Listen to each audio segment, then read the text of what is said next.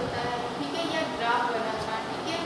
तो ग्राफ से क्या करते हैं, हम किसी भी चीज़ का निरूपण कर सकते हैं, किसी भी, जैसे हम लोग ग्राफ में इंडिया का नक्शा बनाते हैं, ठीक है। वहाँ पर क्या होता है, हम एक वैल्यू लेते हैं, किसी भी माप को छोटा कर उसमें दिखा सकते हैं। जैसे हम किसी दूरी को किलोमीटर में दर्शाना है, तो वहाँ हम छोटा सा पैमाना लेते हैं और उस किलोमीटर को इतनी सी दूरी में दिखा सकते हैं, ठीक है। तो ग्राफ का प्रदर्शन जो होता है गति के लिए दिखाने पर, अगर हम गति के लिए वहाँ पर ग्राफ का प्रदर्शन दिखाते हैं तो हम लोगों को दो चीज़ों की आवश्यकता होती है, ठीक है। वहाँ पर दो पैरामीटर्स होते हैं, एक क्षैतिज होता है और एक ऊर्ध्वाधर होता है, ठीक है। अगर हमें किसी भी राशि को दिखाना है ग्राफ पेपर पे, तो हमको दो चीज़ों की आवश्यकता होती है, क्षैतिज और ऊर्ध्वाधर। जैसे गति ही समझ लीजिए आप, तो गति में क्या होता है कि हमें गति को फाइंड आउट करने के लिए, ठीक है, गति प्राप्त करने के लिए समय और दूरी आवश्यकता होती है, ठीक है। जैसे कि चाल से, चाल का सूत्र क्या होता है, चाल बराबर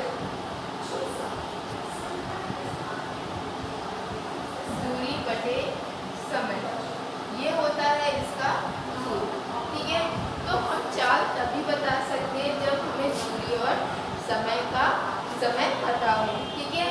तो इसी दूरी और समय मतलब दो राशि, एक राशि क्या होती है, जैसे समय के अनुसार दूरी बदल रही है, ठीक है, तो जिसके सापेक्ष किसी में परिवर्तन होता है, ठीक है, तो उस चीज को हम क्षैतिज में रखते हैं, ठीक है, और जो परिवर्तन होता है उसको ऊर्ध्वाधर, ठीक है। इस तरीके से हमारे पास दो एक्सेस हो जाते हैं, एक एक्स हो जाता है और एक वाई, ठीक है। तो आइए मैं आप लोगों को ग्राफ पेपर में करके दिखाती हूँ कि कैसे ग्राफ पेपर में हम लोग वर्कआउट करते हैं, ठीक है।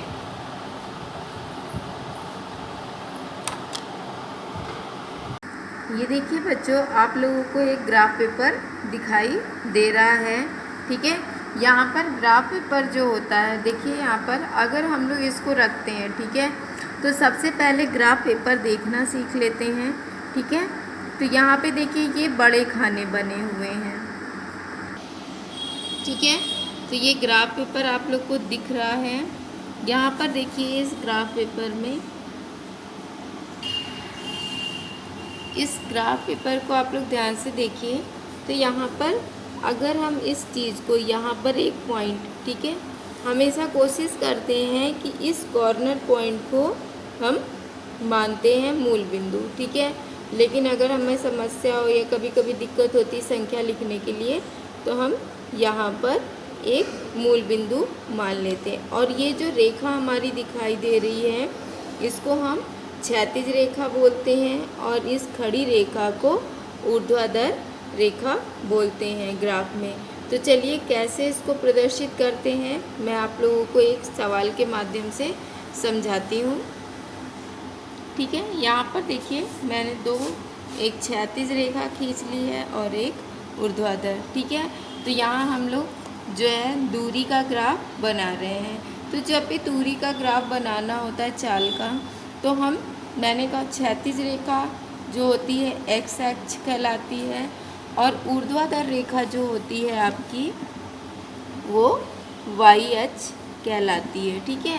तो जब ये एक्स अक्ष और वाई अक्ष मिल जाते हैं हमें, तो हम क्या करते हैं, ये बड़े बड़े खाने या आप छोटे भी खानों को ले सकते हैं, उसको आरेखित कर देते हैं, ठीक है। यहाँ पे पॉइंट आउट हम लोग एक मार्जिन ले लेते हैं, 5 5, 2 2, 3 3, आप जैसे भी अंतर मान सकते हैं, ठीक है। तो यहाँ मैं ले लेती हूँ 1 2 3 4 5 6, ठीक है, इसी तरीके से। और इसी तरीके से हम लोग वाई एक्स पे भी मान लेंगे। यहाँ पर देखिए मैंने इसको प्रदर्शित कर लिया है, ठीक है। अब करने का तरीका ये समय को और ये दूरी को दर्शा रहा है, ठीक है। जैसे जैसे समय बढ़ता जाएगा वैसे वैसे दूरी बढ़ती जाएगी। इस ग्राफ के द्वारा हम लोग समय दूरी को भी दिखा सकते हैं, ठीक है। अगर हम स्थिर हो जा रहे हैं, समय तो हमारा रुकेगा नहीं, लेकिन स्थिर हो जाएंगे।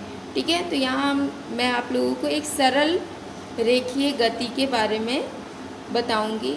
जैसे हम ये मान लें कि कोई भी वस्तु है वो 1 सेकेंड में, ठीक है, 2 किमी जाती है, तो अगले 2 सेकेंड में फिर से 2 किमी जाएगी, तो मतलब 1 और 2। ठीक है, फिर अगले 2 सेकेंड में 2 किमी। ठीक है, तो इस तरीके से देखिए, फिर अगले सेकेंड में 2 किलोमीटर। तो हम लोग हमेशा बिंदु से काउंट करते हैं। जैसे मैं यहाँ पे इस समय रुकी हुई हूँ, ठीक है, तो यहाँ से 2 किलोमीटर हमारी दूरी कहाँ, 1 और ये 2 आ गई। ठीक है, लेकिन समय के अनुसार समय हमारा कहाँ है, ये दिखा रहा है, तो इस बिंदु को हम यहाँ पर स्थापित करेंगे। ठीक है, इसी तरीके अगले 4 से 5वें सेकंड के बीच फिर से 2 किलोमीटर चलता है, तो 1 और 2 किलोमीटर। ठीक है, तो ये अब इसी बिंदु को हम एक पटरी से मिला देंगे। देखिए कुछ इस प्रकार से। ठीक है, तो इस प्रकार से हमें समझ में आ रहा है, ये जो रेखा है ये सरल रेखीय गति, ठीक है, इसको प्रदर्शित कर रहा है कि कोई वस्तु जो है उसकी जो चाल है इस प्रकार है। ठीक है, तो इस ग्राफ के माध्यम से हम इसकी चाल निकाल सकते हैं। तो चलिए निकालने का तरीका हम देखते हैं कि कैसे निकाल सकते हैं। देखिए ग्राफ को जैसे अगर हम लोग देखें तो मैंने 2 बिंदु ले लिया, A और B। तो A और B के बीच की अगर हम दूरी मापेंगे तो एक ऊर्ध्वाधर दूरी को मापेंगे। ठीक है, ये तिरछी दूरी तो हमारी किस को बता रही है, गति को। ठीक है, अगर इसको हम मापेंगे तो जितना हमारा निकलेगा अभी कैलकुलेशन से, ये उतनी ही दूरी होगी। ठीक है, इसको भी मैं माप के आपको दिखाऊंगी। ठीक है, तो यहाँ पर देखिए जो समय है वो हमारा 36 दर्शा रहा है, तो समय यहाँ से यहाँ तक। ठीक है, और दूरी क्या है, यहाँ से यहाँ तक। इसको हम लोग कोई बिंदु P मान लेते हैं, ठीक है, या O मान लेते हैं, P ही मान लेते हैं। ठीक है, तो जो हमारा OA है, OA, ठीक है, सॉरी PA है, वो क्या हो गया, समय। ठीक, समय देखिए निकालने के लिए हम क्या करेंगे, हमारा जो अंतिम बिंदु है और ये बिंदु, ठीक है, A किस पॉइंट पे है समय के लिए, 3 पे, और P किस पे है, 5 पे। तो जो समय अंतराल होगा इसको क्या बोलते हैं, समय अंतराल। तो 5 माइनस 3 मतलब T2 माइनस T1। तो समय कितना आ गया, 2 सेकेंड। समय को भी हमको दर्शाना होगा कि हम समय को सेकंड में दर्शा रहे हैं या मिनट में। तो यहाँ जो समय मैंने लिया है वो 4 सेकंड में लिया है। ठीक है, और जो दूरी ली है वो मीटर में ली है। ठीक है, अब PA क्या हो गया, दूरी हो, समय हो गया, और PB क्या हो गया, दूरी। ठीक है, क्या हो गई, दूरी। तो दूरी को दर्शाने के लिए हम P हमारा अंतिम बिंदु क्या है, 6 है, प्रारंभिक बिंदु, और अंतिम बिंदु 10 है। तो 10 माइनस 6 अर्थात S2 माइनस S1। ठीक है, T2 minus T1, S2 minus S1 कितना आ गया, 4 मीटर। ठीक है, तो जो हमारी चाल होगी, ठीक है, चाल बराबर क्या, इसको U, सूत्र क्या हो जाएगा, S2 माइनस S1 दूरी बटे समय क्या हो जाएगा, T2 माइनस T1। ठीक है, तो कितनी दूरी हमने तय की है, 4, और समय कितना आ गया, 2। ठीक है, तो 2 दूनी 4 मतलब 2 मीटर प्रति सेकेंड। ये क्या आ गया, इसका चाल आ गई। ठीक है, 2 मीटर प्रति सेकेंड। ठीक है, इसको हम लोग अगर मापेंगे या निकालेंगे तो ये भी इसी प्रकार आएगा। तो इस प्रकार हम लोग चाल को निकाल सकते हैं। अब इसके आगे हम लोग इसी के आगे देख लेंगे कि वस्तु विरामावस्था में है तो क्या स्थिति हो सकता है, या त्वरित मतलब उसकी अगर वेग में परिवर्तन हो रहा है। ठीक है, इसी ग्राफ में समझिए बच्चों, जैसे अगर मैं ये कहूँ कि 5 सेकंड के बाद वस्तु 6 से 8 सेकंड मतलब 3 सेकंड तक कोई गति नहीं कर रही है, मतलब वो रुकी अवस्था में, विरामावस्था में। तो आप बताइए, जब वो विरामावस्था में है तो उसकी दूरी में कोई परिवर्तन होगा नहीं, वो 10 पर ही होगी। तो उस रेखा को हम सीधे सीधे खींच देंगे, 1 2 3 सेकंड तक ये जो पटरी का प्रयोग करिएगा आप, ठीक है, यहाँ पर आ जाएगा। इसके बाद देखिए अगर क्या होता है, दूरी क्या है, बढ़ेगी ही, ठीक है, दूरी घटेगी तो नहीं।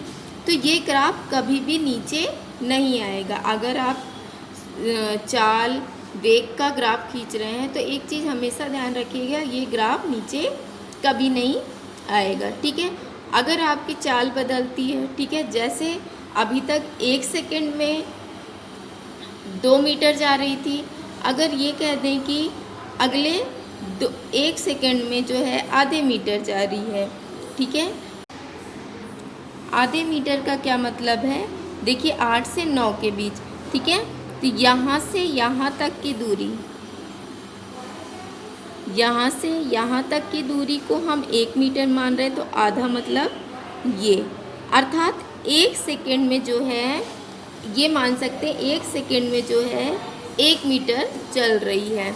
तो 1 सेकंड में जो है 1 मीटर चल रही है, तो वस्तु यहाँ 1 सेकंड बढ़ा इधर, तो दूरी कहाँ आ जाएगी, ये। ठीक है, तो कुछ इस तरीके का ग्राफ। फिर अगले 1 सेकंड में अगर 2 मीटर चल रही है तो ये। ठीक है, तो इस तरीके से त्वरित गति या समान रेखीय गति का हम लोग ग्राफ खींच सकते हैं। यहाँ पे चित्र में देखिए असमान गति से चाल। असमान गति मतलब 2 सेकंड में वस्तु की गति जो थी ये थी, मतलब उसने इतनी दूरी तय की। अगले 2 सेकंड में उसने इतनी दूरी यहाँ से यहाँ तक दूरी तय की। ठीक है, तो इस तरीके ये ग्राफ, अगर असमान चाल का ग्राफ खींचेंगे तो वो एक सरल रेखा ना होकर ऐसे कर्व में आएगी। ठीक है, तो ये तो हो गया आपका चाल का या गति का ग्राफ। इसके अलावा अगर हम लोग देखें तो हम लोग वेग का भी ग्राफ खींच लेते हैं। ठीक है, तो वेग समय ग्राफ से हमको क्या मिलेगा, त्वरण मिलेगा। ठीक है, वेग समय ग्राफ से हमको क्या मिलेगा, ठीक है, तो वेग और समय ग्राफ से हमें क्या मिलेगा, त्वरण मिलेगा कि किसी भी वस्तु में या उसकी गति पे परिवर्तन की दर, गति में परिवर्तन की दर। वेग समय ग्राफ से हमको क्या मिलेगा, गति में परिवर्तन की दर को हम लोग वेग समय से प्राप्त कर सकते हैं। ठीक है, यहाँ पर देखिए समय के साथ वेग में कोई परिवर्तन नहीं हो रहा है।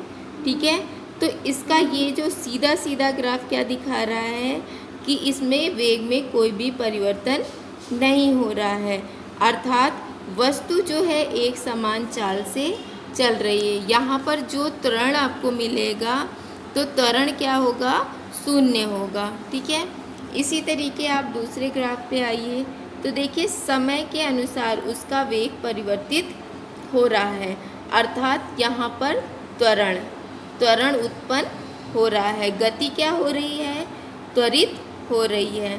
ठीक है, इसी प्रकार अगर गति में क्या है, जब भी हम चाल, वेग और समय का ग्राफ खींचेंगे तो यहाँ पर क्या है, ग्राफ नीचे भी आ सकता है और ऊपर भी आ सकता है। जबकि चाल का जो समय और दूरी के लिए ग्राफ खींचेंगे वो हमेशा ऊपर जाएगा या तो स्थिर रहेगा।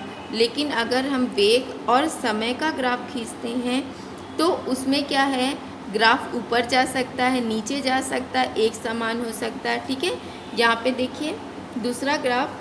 ठीक है, यहाँ पर देखिए वस्तु की गति अब धीरे धीरे क्या होती जा रही है, कम होती जा रही है। अर्थात वस्तु यहाँ पर आने के बाद क्या हो रहा है, उसका चाल जीरो। जीरो का मतलब वहाँ पर ये आकर स्थिर हो जा रही है। इसी प्रकार यहाँ देखिए समय जैसे जैसे बढ़ रहा है इसका वेग बढ़ रहा है, फिर समय बढ़ते बढ़ते वेग घट रहा है, फिर वेग बढ़ा और फिर वेग बढ़ा घटा। ठीक है, तो यहाँ पे त्वरण भी हो रहा है और मंदन भी हो रहा है। तो ये त्वरित गति का समय ग्राफ है। ठीक है, तो बच्चों इस तरीके से आप लोगों को समझ में आ गया होगा कि हमको ग्राफ कैसे करना है। ठीक है, आपको जब भी ग्राफ दिया होगा तो इस तरीके से देखिए कुछ सारणी दी होगी। ठीक है, सेकंड में समय। ठीक है, तो ये दोनों चीज़ समय और चाल, इसका उपयोग करके हम ग्राफ को खींचते हैं। ठीक है, देखिए ग्राफीय विधि से जो गति के समीकरण निकाले गए हैं, ये गति का प्रथम नियम होता है या प्रथम समीकरण है, ये द्वितीय समीकरण है और ये तृतीय समीकरण है। तो ये ग्राफीय विधि से गति के जो समीकरण होते हैं इसको हम लोग अगली क्लास में पढ़ेंगे। थैंक यू बच्चों।